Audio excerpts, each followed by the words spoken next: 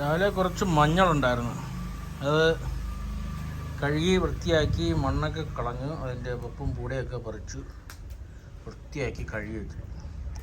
അപ്പോൾ ഇതുപോലത്തെ ഒരു 3 ബക്കറ്റ് ഉണ്ടായിരുന്നു. 2 ബക്കറ്റ് പുഴുങ്ങാനായിട്ടിട്ടു. കണ്ടോ, അങ്ങനെ മഞ്ഞൾ പുഴുങ്ങി വരികയാണ്. ഇനി പുഴുങ്ങി നന്നായിട്ട് വെന്ത് വരുമ്പോഴത്തേക്ക് നമ്മളിതിനെ ഉണക്കിയെടുക്കണം. വലിയ കഷ്ണങ്ങളുണ്ടെങ്കിൽ അത് ചെറുതാക്കണം, ചെറുതാക്കിയാൽ മാത്രമേ ഉണങ്ങുള്ളൂ. കണ്ടോ, അത് തിളച്ച് പതഞ്ഞ് പൊങ്ങി വീഴുകയാണ്. അപ്പോൾ ഏകദേശം തിളച്ചിട്ടുണ്ട്. അതിന് പതഞ്ഞ് പൊങ്ങി വെള്ളം ആ കണ്ണിലോട്ട് വീണ് തീ അണഞ്ഞാലും കുഴപ്പമൊന്നുമില്ല. അപ്പോൾ വലിയ കഷ്ണങ്ങളുണ്ടെങ്കിൽ അത് കുറച്ച് ചെറിയ കഷ്ണങ്ങളാക്കണം. പുഴുങ്ങി ചൂട് കുറഞ്ഞതിന് ശേഷം ചെറിയ കഷ്ണങ്ങളാക്കിയിട്ട് ഉണക്കാറുണ്ട്, അല്ലെങ്കിൽ അത് പെട്ടെന്ന് ഉണങ്ങി കിട്ടില്ല. എന്നിട്ട് വെയിലത്ത് വെച്ച് ഉണക്കി പിന്നെ അതൊരു ചാക്കിൽ കെട്ടി തറയിൽ 2 അടിയൊക്കെ അടിക്കുമ്പോൾ ബാക്കിയുള്ള അതിൻ്റെ പുറത്തുള്ള അടർന്നു വരുന്ന തൊലിയും ഒക്കെ അങ്ങ് പോകും, നല്ല വൃത്തിയാവും. എന്നിട്ട് ഇത് പാറ്റിപ്പറക്കി എടുത്ത് പിന്നെയാണ് നമ്മൾ കൊണ്ടുപോയി പൊടിപ്പിച്ച് നമ്മുടെ ശുദ്ധമായ മഞ്ഞൾപ്പൊടിയാക്കി എടുക്കുക. അപ്പോൾ രാവിലെ അതാണ് പണി. അപ്പോൾ ഇത് ഒരു ദിവസത്തെ പണിയൊന്നുമല്ല, ഇത് ഒന്ന് കിളച്ചെടുക്കുന്നത് ഒരു പണി. പ്രത്യേകിച്ച് ഇപ്പോൾ ഭയങ്കര ചൂടാണ്, മണ്ണൊക്കെ ഉറച്ച് കിടക്കുന്നുണ്ട്. അത് കിളച്ചെടുക്കുന്ന ഒരു പണി. പിന്നെ അത് ആദ്യം ചെളി കളയുന്ന വേറൊരു പണി. അത് ചെളി കളഞ്ഞ് പിന്നെ ഒരു വെള്ളത്തിലിട്ട് നന്നായിട്ട് ചെളിയൊക്കെ കളഞ്ഞ് വെച്ച് അത് കൊണ്ടുവന്ന് പിന്നെയാണ് അതിൻ്റെ ഈ വേരുമൊക്കെ കട്ട് ചെയ്ത് കളഞ്ഞിട്ട് പിന്നെ ഒന്നുകൂടി നല്ല വെള്ളത്തിൽ 2 പ്രാവശ്യം ഒന്നുകൂടി കഴുകി വൃത്തിയാക്കിയിട്ടാണ് പിന്നെ ഈ തിളപ്പിക്കായിട്ടിരിക്കുന്നത്. അപ്പോൾ നല്ല പണിയാണ് ഇത്.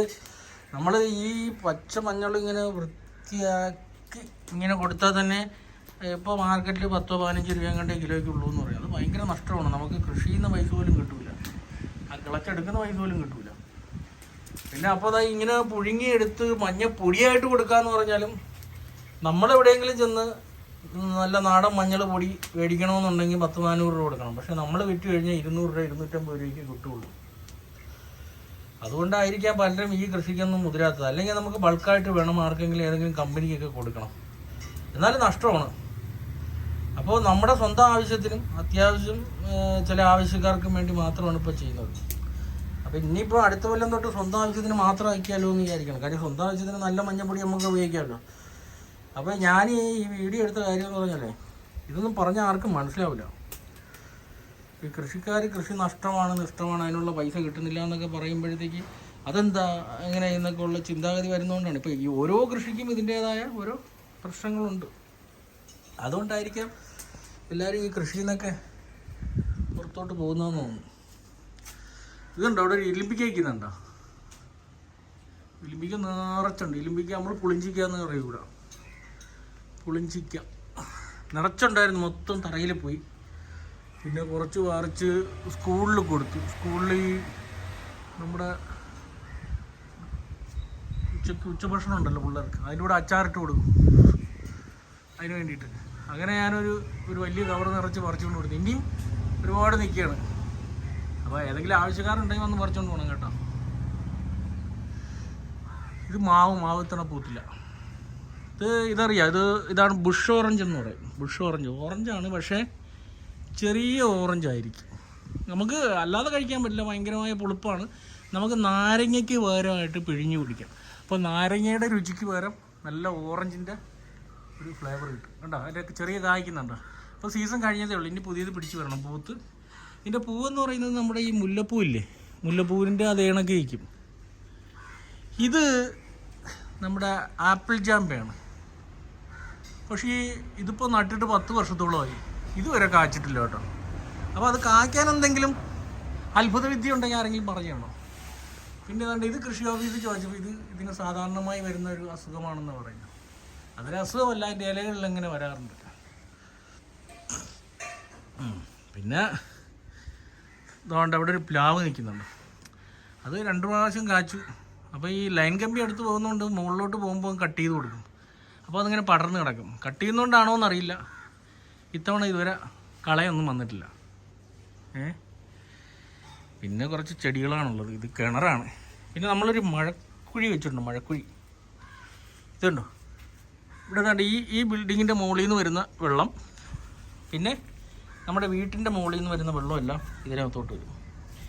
ഇതിനകത്ത് വന്ന് നിറയുന്നതുകൊണ്ട് നമുക്ക് ഈ ചൂട് കാലമൊക്കെ ആകുമ്പോഴും വെള്ളം എല്ലായിടത്തും വറ്റുമ്പോഴും നമ്മുടെ കിണറ്റിൽ അത്യാവശ്യം വെള്ളം കാണും. ഇതാണ് നമ്മുടെ. പിന്നെ നമുക്ക് ഇവിടെ ഉള്ളതെന്ന് പറയുന്നത് കണ്ടോ, ഇത് ഞാൻ തന്നെ ഉണ്ടാക്കിയെടുത്ത നമ്മുടെ ഒരു അക്വേറിയമാണ്.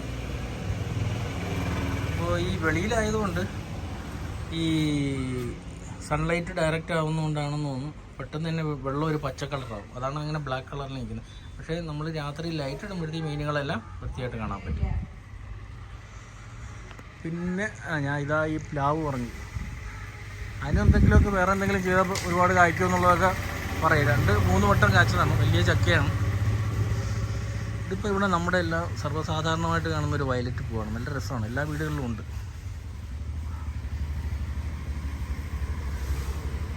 ഇതാണ് കണ്ടോ, അതാണ് ഞാൻ പറഞ്ഞ മാവ് 2 പ്രാവശ്യം കായ്ച്ചു.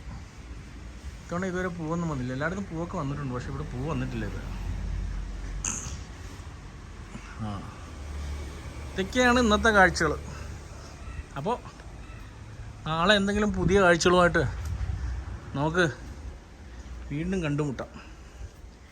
ഓക്കെ അല്ലേ? അപ്പോൾ ശരി എന്നാൽ ബൈ.